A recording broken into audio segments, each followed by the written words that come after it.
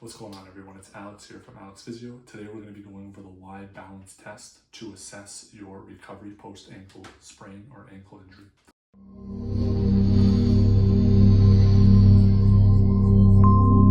Welcome. For those of you who are new to my channel, my name is Alexander Kravich. I'm a physiotherapist in Vancouver, British Columbia, and today we're going to be going over the YBalanceTest to assess your recovery post-ankle sprain or ankle injury. It can also be used for other lower extremity injuries just to assess what your status is from a functional perspective. There's many different ways to assess and evaluate how your improvement is. When you look at some of the research and the literature, we're just going to find one and stick to it. I think the most important thing is just finding one strategy and then using the same measurements each time. Okay, so the way this is going to work is we've marked the Y on the floor. So generally they say that it should be a 90-degree angle between the two lines that make up the V of the Y, and then a 135-degree angle between here and the straight line coming back behind me. And again, there's a couple different ways to do it, but generally you're trying to look at movement in 3 different directions. So you're looking at movement forward or anteriorly. So how far can you touch on the line while standing on the affected leg? Backwards and outwards. It's like you're doing a curtsy lunge. And then out to the side.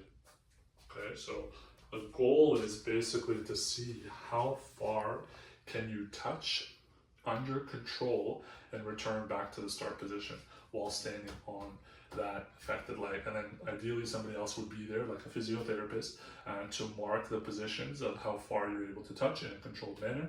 And then again, different methods are changing amongst different providers, but generally you would take the 3 measurements and average out the 3 measurements to find a total score. So add up all the numbers, divide by 3 for each one of the 3 positions.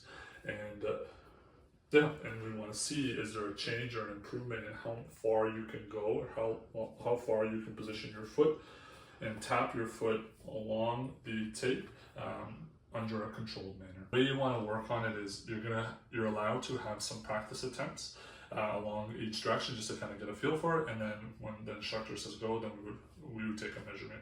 And again, if you try to touch and you kind of lose your balance, that doesn't count. So hands on your hips would be to start off with, and your toe is going to start off in the junction where the 3 lines meet on the non-affected side. You can also do it on both sides just to see what the difference is. The goal is to obviously try to get further on the affected side as you're recovering, as you're improving in your function.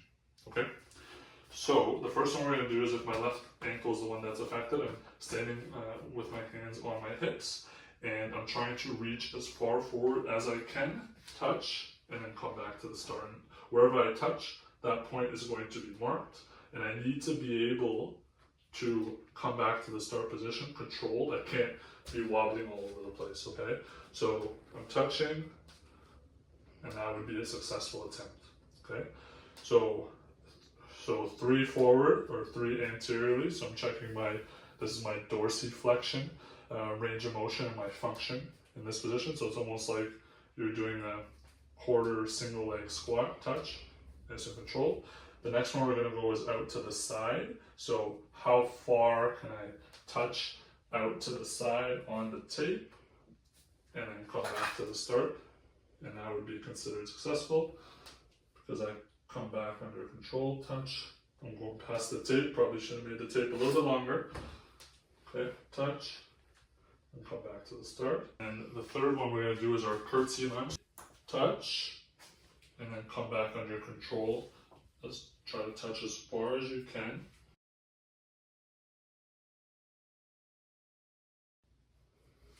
And come back under control. So see how we're working on our single leg balance, we're working on our stability, our coordination. Okay, and then again, somebody would be there to measure how far you go. There you have it. We went over the YBalanceTest and how to perform it. I find that it's going to be very beneficial for individuals coming off an ankle sprain, or if they have any sort of injury in their lower extremity, just to work on their tolerance and how far they can come out and working on their balance, stability, strength, coordination. And I find this is a good measurement because then people can see, you know, how far they're able to go and then can they go any further. And you can also do this as an exercise as well, because again, you're working in different planes of motion with the balance. It's not just doing an exercise, recovering for your balance, just standing on one leg. It allows you to try to mimic the day-to-day tasks and allows you to prepare you for the activity or sport that you're doing by working in some of these different planes of movement. Obviously, it works better by having somebody to help do the measurements for you, but I find that this can be very valuable and a useful tool to measure your progress and your recovery. Have you had a recent ankle sprain or ankle injury or lower extremity injury? And let me know down below how your experience has been. Do you use any sort of tests or measurements like these to evaluate your progress? Let me know down below. Have you ever heard of this YBalanceTest as well? Again, let me know down in the comment section. If you find value in this video, please consider checking out some of my other videos. I have over 500 videos on various physio, exercise, and medical related topics. And until then, we'll see you in the next video. Thanks for watching.